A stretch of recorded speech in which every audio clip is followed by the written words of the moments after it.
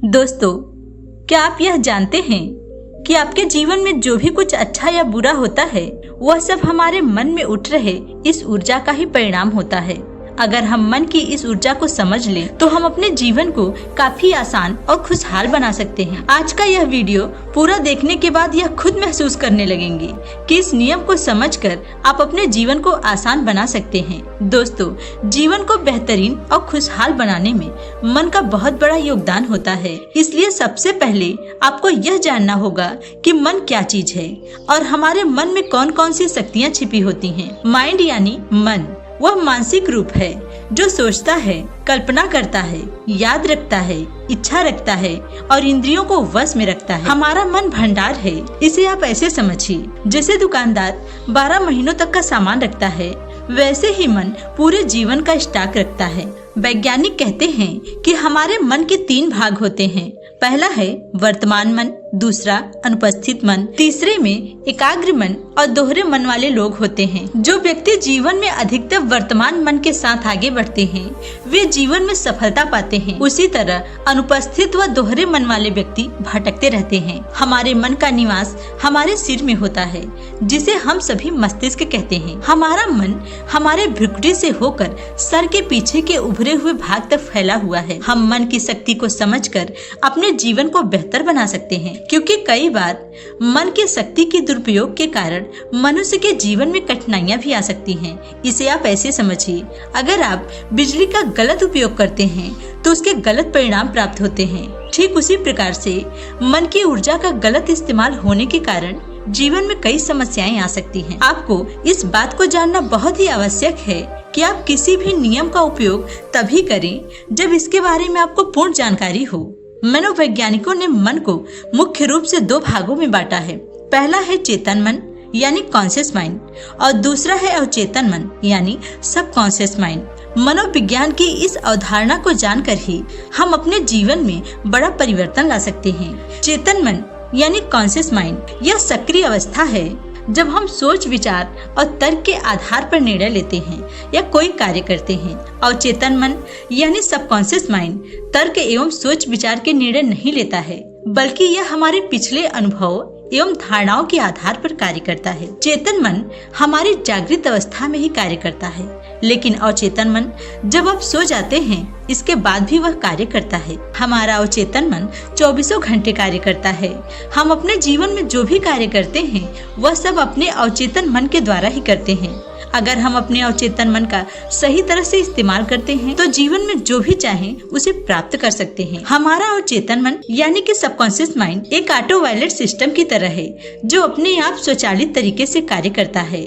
सभी स्वचालित कार्य जैसे सांस लेना, दिल धड़कना, ये सब कार्य अवचेतन मन के द्वारा ही किए जाते हैं। हमारी आदतों एवं रोज के सभी कार्यों में अवचेतन मन का बहुत बड़ा योगदान होता है। तो चलिए हम चेतन और अवचेतन मन के कार्य के बारे में जानते हैं। सबसे पहले जानेंगे चेतन मन के कार्य। संवेदनाओं पर नियंत्रण यानी हमारी आंखें, कान, नाक, जीभ, त्वचा, ये सारी इंद्रियों पर नियंत्रण, ये सब हमारा चेतन मन ही करता है। दूसरा है हिलना डुलना।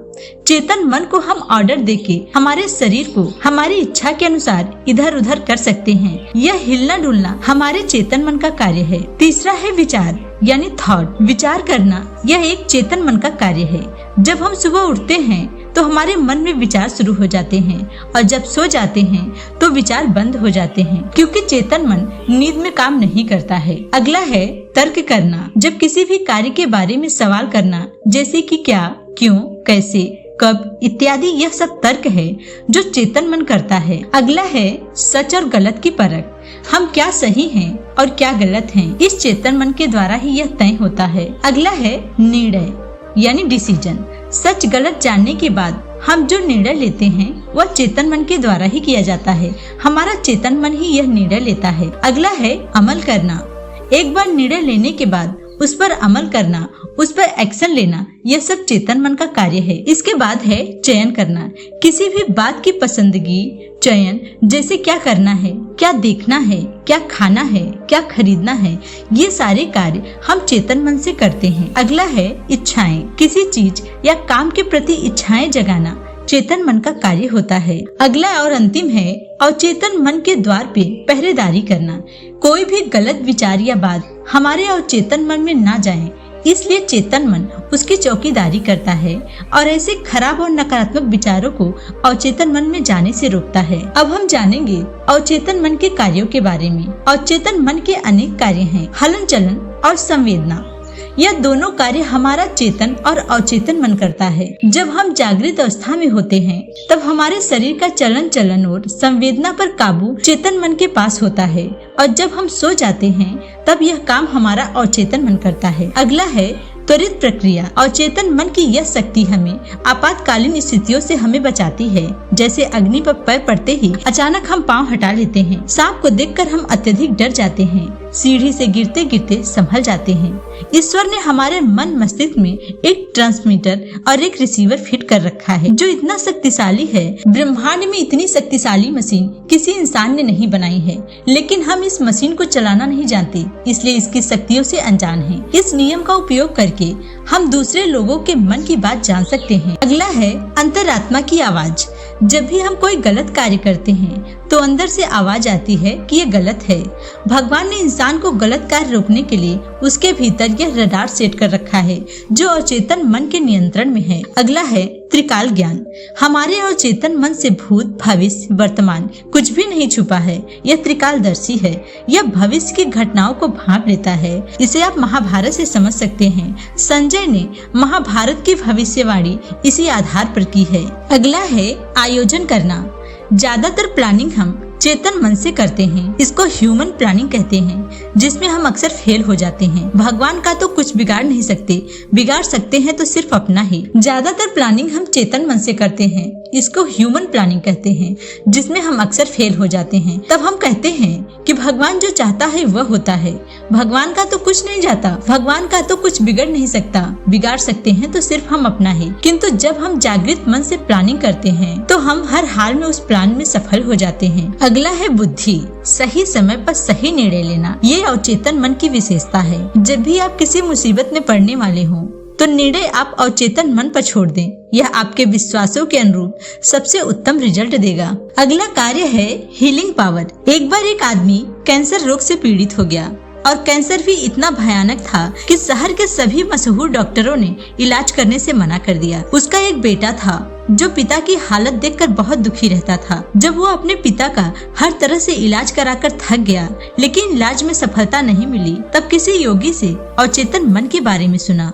उसके मन में यह ख्याल आया कि क्यों न मैं अपने पिता अवचेतन मन से ही उनके शरीर को ठीक कराऊं। उसने सोचा अगर मैं अपने पिता के अवचेतन मन को जगा दूं तो उसका अवचेतन मन उनको ठीक कर देगा। इसके बाद उस लड़के ने पेड़ से एक लकड़ी तोड़ी और उसे अपने पिता के पास ले जाकर कहा, आज मैं एक महान बाबा से मिला जो बहुत ज्ञानी थे। उनके पास हजारों लोग आते हैं और अपनी समस्याओं का समाधान पाते हैं। मैंने भी जब आपकी बीमारी के बारे में उनको बताया तो उन्होंने मुझे एक लकड़ी देकर कहा कि अपने पिता के गले में लटका देना। उन्होंने मंत्र भी बताया और कहा कि रोज इस मंत्र को दिन में 2 बार पढ़ना है, इससे तुम्हारे पिता एकदम से ठीक हो जाएंगे। उसके पिता को यकीन हो गया कि अगर ये लकड़ी महान बाबा ने दिया है और मंत्र भी बताया है तो मैं इससे जरूर ठीक हो जाऊंगा। इसलिए वो उस लकड़ी को गले में बांधकर रोज सच्चे मन से उस मंत्र का जाप करने लगा। इस तरह पूरा 1 महीना बीत गया और उसके पिता एकदम से ठीक हो गए। जबकि सच्चाई यह थी कि ना तो वह किसी बाबा से मिला और ना ही कोई मंत्र किसी ने दिया, लेकिन उसके पिता ने अपने अवचेतन मन को जगाकर अपनी बीमारी को खुद ही ठीक कर लिया। दुनिया के सबसे शक्तिशाली हीलिंग पावर हमारे अवचेतन मन के पास है। ये कई बीमारियों को उत्पन्न भी कर सकता है और उसे ठीक भी कर सकता है। ये सारे कार्य हमारे अवचेतन मन के द्वारा ही किया जाता है। हम सभी एक चुंबक की तरह हैं। हम अपने जीवन में हर उस चीज को खींच सकते हैं जो हमें पसंद हो, पर इसके लिए आपको यह करना होगा, आपको जो चीज चाहिए उसके बारे में सोचना होगा। आपको पैसा चाहिए तो पैसे के बारे में सोचे, कैरियर चाहिए तो कैरियर के बारे में सोचे, पावर चाहिए तो पावर के बारे में सोचें। जब हम अवचेतन मन को प्राप्त कर लेते हैं तो उसका असर हमारे आसपास भी दिखाई देता है। जैसे श्री श्री रविशंकर जब बेंगलोर में अंतर्राष्ट्रीय कार्यक्रम में होते हैं तब उनके ध्यान साधना के बाद बादल घिराते हैं। आप आश्रम में जाकर देख सकते हैं, वे जिस स्थान पर रहते हैं वहाँ हमेशा हरियाली बनी रहती है। उस स्थान के हिंसक पशु, सांप, बिच्छू सभी हिंसा करना भूल जाते हैं। श्री श्री रविशंकर महाराज के अवचेतन मन की शक्तियों का यह एक छोटा सा उदाहरण है। आइए जानते हैं मन की विशेषता। हमारे चेतन और अचेतन मन की विशेषताएं अलग अलग हैं। चेतन मन के पास 10% पावर है और अवचेतन मन के पास 90% पावर है। हमारा चेतन मन हमको दिखाई देता है, परंतु अवचेतन मन पानी में डूबे पहाड़ की तरह दिखाई नहीं देता, लेकिन वह वास्तव में जरूर होता है। महाभारत में भीष्म पितामह अपने अवचेतन मन की शक्ति का उपयोग करना बखूबी जानते थे। भगवान से हम क्या चाहते हैं? प्रेरणा, ऊर्जा, मार्गदर्शन, यह सब अवचेतन मन हमें देता है। इसलिए हम हर एक व्यक्ति को भगवान कह सकते हैं। दोस्तों, आप सभी तानसेन का नाम तो सुना ही होगा। तानसेन ने दीपक राग गाया तो आग भड़क उठी। ताना रेरे ने राग मल्हार गाया तो बारिश होने लगी। सीता मैया के एक कमांड से धरती फट गई और सिर्फ राम नाम लिखने से पत्थर तैरने लगे।